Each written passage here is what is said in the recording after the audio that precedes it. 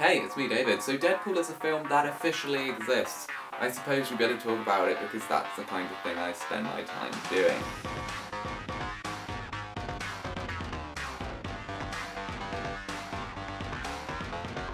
Deadpool is a movie that has been in development hell for about a decade, so it's really a small miracle that the film has made it to the big screen in the first place, let alone that it's made it to the big screen in relatively good shape. There's no denying that Deadpool is a fun, entertaining comic book movie, one that is hugely faithful to the source material.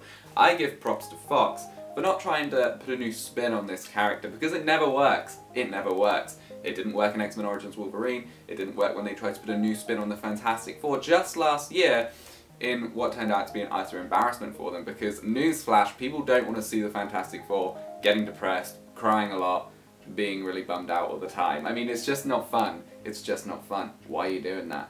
I don't need dark and gritty in my life. I hate even the phrase dark and gritty. Just, ugh, I hate even saying it. I hate myself for saying it. What does it even mean? I don't know if you've noticed, but comic book superheroes are not realistic. So why do people keep trying to make them realistic? There's no point. There's no point. If I want something dark and gritty, I'll just watch the news, okay? We got enough dark and gritty going on in the real world, can we just keep it out of comic books? Look, it works sometimes, I'll give you that.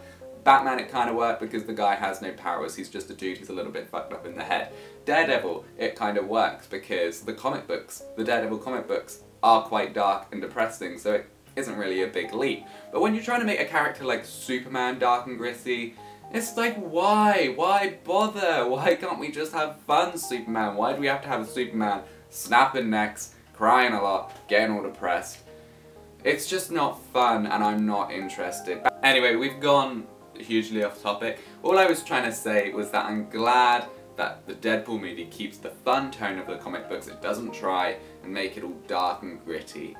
Oh, I hate myself for saying that so many times in this video. I think for the most part the people behind the Deadpool movie succeeded in making this a good adaptation. However, I also think that the film has some limitations, but we're going to get onto that in a minute and we're going to focus on the good stuff for now because there's a lot of good stuff here. For starters, the casting of Ryan Reynolds is obviously fantastic. You don't need me to tell you that. Everybody, literally everybody on the internet is saying how much they love Ryan Reynolds as Deadpool, so I'm not really bringing anything new to the table there, but hey, whatever. Marina Baccarin I also think was really good in this film. I'm a big fan of that actress. I'm glad that her career seems to be going from strength to strength. She was great in Firefly, she was great in Homeland, she's great here. Leslie Uggams and TJ Miller were fine as the comic relief characters Weasel and Blind Owl. I don't think their performances were hugely memorable, but they did have some fun moments. It was also nice to see Colossus in what is by far his best film interpretation yet. Negatonic Teenage Warhead, she was alright. I don't think she really brought much to the table, but whatever, she was fine. That being said, what I really loved was Negasonic Teenage Warhead's fantastic bright yellow costume in the second half of the movie. It was so refreshing to see some colour in an X-Men film. Wow. I don't know if you're aware of this, but in the comic books, the X-Men are home to some of the most extravagant and colourful costumes in the entire Marvel Universe. That has not been represented in the movies in any way, shape or form. They wear primarily black leather. Every now and then you might get a hint of a colour, but it's really just a tease. And you know, Deadpool's costume was great as well, of course it was, but personally I've been waiting to see the bright yellow X-Men costumes for so long now that personally I found that more satisfying. Great costume design, I give you a round of applause. Finally, the action in this film was very well done. Not only was it very engaging, but also it managed to capture some of the Deadpool humour, which I really appreciated.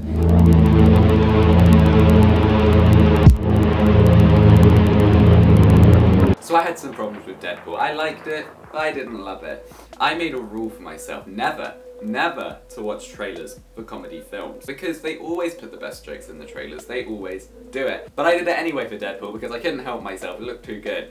So I watched both the trailers for Deadpool, I watched them both many times, and yes, indeed, most of the good jokes were in the trailers. The jokes that are in the trailers are widespread across the entire runtime of the film, so really, for the majority of the film, I was just waiting for punchlines that I already knew about, and that did take away from a lot of the humour of the film. Now, there were a few jokes that I found very funny that weren't in the trailers, and that was nice, but ultimately there just weren't enough. That being said, this complaint is just as much my fault for watching the stupid spoilery trailers than it is the film's fault for making the stupid spoilery trailers. I could have spared myself this terrible fate if I just hadn't watched the trailers, if I'd been strong.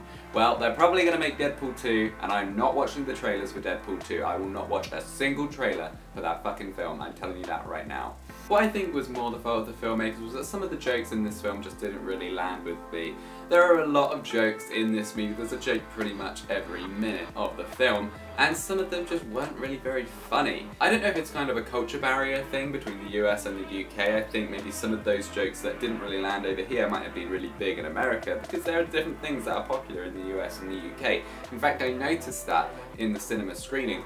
We were in quite a packed screening, me and my friend, there were a lot of people in there, and some of the jokes just fell on deaf ears, like not a single person in the cinema laughed. So I don't think that's just me being a dick, I think that is a genuine problem. I mean, you know, obviously I guess Deadpool is an American character first and foremost, so they've got to cater for American audiences, but still, it would be nice if there could be some universal humour, some humour that isn't just going to land on the American audiences, that also audiences from different countries can also appreciate. That would be nice. Some of the jokes in this movie just weren't that easy to hear. I wasn't sure if it was just me at first because I'm a bit deaf, but at the end of the film my friend turned around to me and said that she had the same problem. Obviously Deadpool wears a face mask so they have to muffle the sound of his voice a little bit, but I think maybe they went a little bit overboard at some points because I was literally like, didn't hear that, didn't hear that. What you saying? No.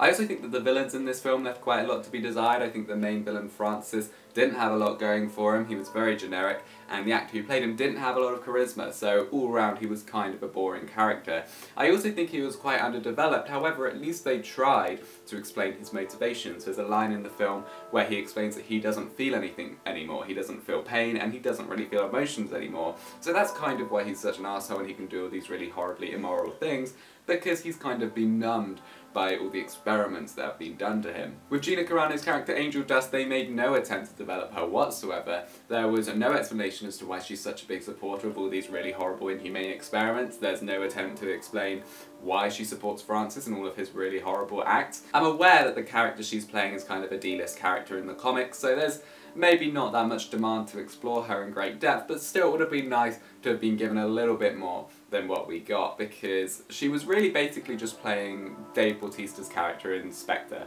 You know, that's basically it, just a muscly henchman who doesn't say a lot. That was basically Gina Carano's character in Deadpool, and I think that both the actress and the character are capable of much more than that. I get that kind of the muscly silent henchman character is a staple of these kinds of films, but still, I feel like we're past that now. You know, we've had like 50 years of having that kind of character show up in action films, and I'm just so bored of it.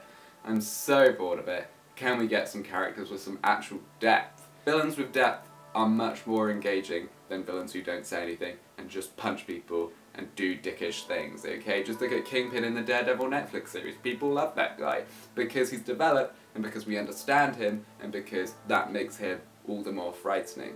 I've seen some people saying that the plot to Deadpool was a little bit too simplistic and formulaic for their liking.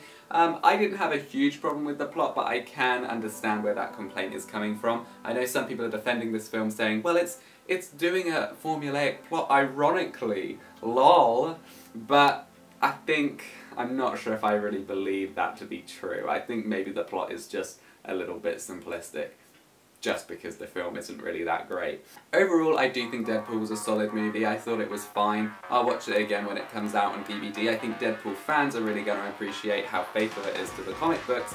However, I do think that maybe comic book fans are so smitten with it because it is so faithful to the comic books that they're kind of being blinded to the film's many limitations, because it does have limitations. The villains are weak, some of the jokes don't really land, the plot is a little bit simplistic, so I just think we shouldn't make this film out to be something it's not, because I did end up having quite high expectations for this film because I saw how many people were losing their shit about it, and then I did walk away kind of disappointed because it really isn't that revolutionary, it really isn't that amazing. I've seen some reviews calling Deadpool the best comic book movie ever, the best comic book movie of the last few years, and hey, if you want to believe that, then who am I to tell you otherwise? I'm just some fucking guy on the internet. However, in my opinion, the film is none of those things. Anyway, thanks for watching my review. Deadpool's probably going to get about a 7 out of 10 from me, because like I said, I thought it was good, I just didn't think it was that great. Let me know what you thought of the film in the comment section below. You can like the video if you want, you can subscribe to my channel if you want, or if you really want, you can do none of the above. Whatever, that's your decision. I'm David Craig, this is the Entertainment Network. Thanks again for watching, goodbye.